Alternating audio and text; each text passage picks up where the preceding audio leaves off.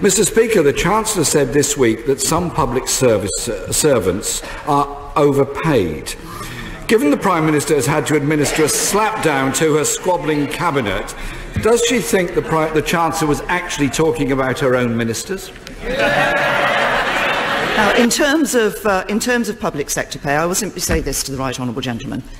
I recognise, as I said when I stood on the steps of Downing Street a year ago, that there are some people in our country who are just about managing. They find life a struggle. That actually covers people who are working in the public sector and some people who are working in the private sector. And that's why it's important that the government is taking steps, for example, to help those on lowest incomes through the national living wage. It's why we have taken millions of people out of paying income tax altogether. It's why basic rate taxpayers under this government have seen a tax cut of the equivalent of £1,000. But you only get that with a strong economy, and you only get that with a Conservative government. The reality in this country, Mr. Speaker, is simply this. A nurse on a median salary starts on £23,000. Police officers, £22,800. Job centre clerks on £15,000. I had a letter from Sarah, who wrote to me this week about her sister-in-law, who is a nurse. And I quote, "She has sacrificed her health for the caring of others. She's had a pay freeze for the last 5 years. Only her dedication and passion for her vocation keeps her going. Why is this happening?" What does the Prime Minister say to Sarah and those others working in our NHS? Right honourable gentleman, what I say to Sarah and to those working in the National Health Service is that we recognise the excellent work that they're doing. We recognise the sacrifice that they and others have made over the last 7 years. That sacrifice has been made because we had to deal with the biggest deficit in our peacetime history, left by a Labour government. And as we look at public sector pay, we do balance being fair to public sector workers, protecting jobs, and being fair to those who pay for them. And the right honourable gentleman seems to think that it's possible to go around promising people more money and promise that nobody is ever going to have to pay for it. He and I do both value public sector workers. We both value our public sector services. The difference is, on this side of the House, we know you have to pay for them. The Prime Minister doesn't seem to have had any problem finding money to pay for the DUP's support. Her government has been in office. Mr. Speaker, the Conservatives have been in office for 84 months. 52 of those months have seen a real fall in wages and income in our country. And in the last Prime Minister's question time before the general election, the same Prime Minister said, and I quote, "Every vote for me is a vote for a strong economy with the benefits felt by everyone across the country." Does the Prime Minister agree you cannot have a strong economy when 6 million people are earning less than the living wage? I'll tell the right honourable gentleman when you can't have a strong economy.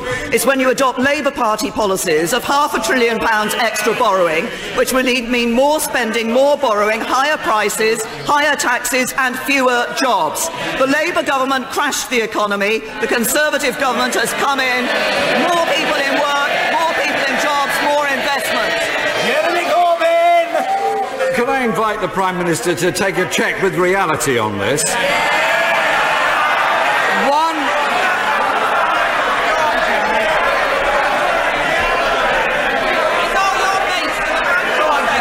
Mr. Speaker, 1 in 8 workers in the United Kingdom, that is 3.8 million people in work, are now living in poverty. 55% of people in poverty are in working households. The Prime Minister's lack of touch with reality goes like this. Low pay in Britain is holding people back at a time of rising housing costs, rising food prices and rising transport costs. It threatens people's living standards, and rising consumer debt and falling savings threatens our economic stability. Why doesn't the Prime Minister understand that low pay is a threat to an already weakening economy? The best route out of poverty is through work. And what we now see is hundreds... Order. The question has been asked. The Prime Minister's answer must, and however long it takes, it will be heard. The Prime Minister. The best route out of poverty is through work. That's why it's so important that over the last 7 years we have seen 3 million more jobs being created in our economy. It's why we now see so many thousands of people in households with work rather than in workless households.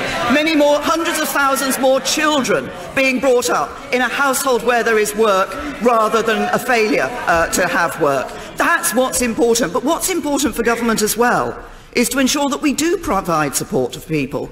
That's why we created the national living wage. That was the biggest pay increase for people on lowest incomes ever.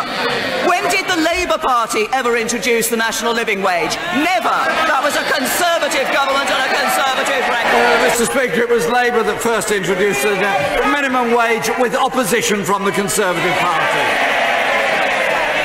Mr. Speaker, wages are lower than they were 10 years ago, and the Prime Minister has been in office for just 1 year, and during that time disposable income has fallen by 2%. The economic consequences of austerity are very clear, and so are the social consequences. Life expectancy stalling for the first time in 100 years.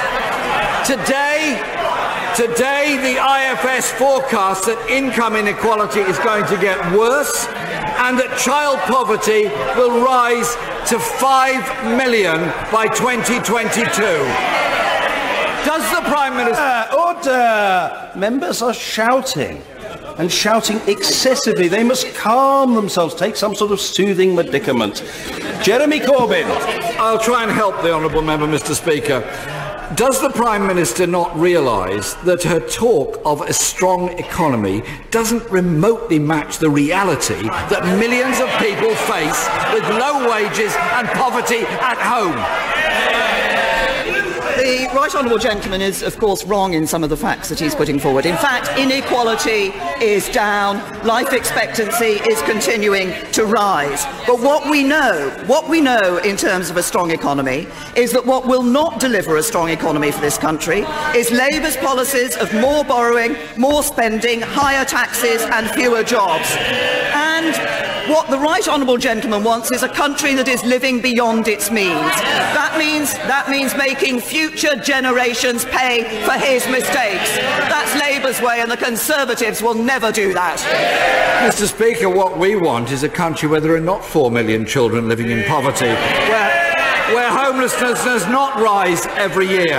And I look along that front bench opposite, Mr. Speaker, and I see a cabinet bickering and backbiting while the economy gets weaker and people are pushed further into debt. Well, you could try talking to each other. Mr. Speaker, the economy is... Order! The Honourable Gentleman for Stratford-upon-Avon is gesticulating in a distinctly eccentric manner, and he must stop doing so. Shakespeare's county deserves better. Mr. Speaker, the reality is wages are falling, the economy is slowing, the construction sector in recession, trade deficit widening, and we face crucial Brexit negotiations. Isn't the truth that this divided government is unable to give this country the leadership it so desperately needs now to deal with these issues? I'll tell the Right Honourable Gentleman the reality. The reality is that he is always talking Britain down, and we're leading Britain forward. And let's look at the record of the Conservatives in government. 3 million more jobs, 4 million people out of paying income tax altogether, over 30 million people with a cut in their income tax, record levels of people in employment, record numbers of women in work, deficit cut by 3/4, inequality down, record levels of foreign direct investment. That's a record to be proud of, and you only get it with a Conservative government.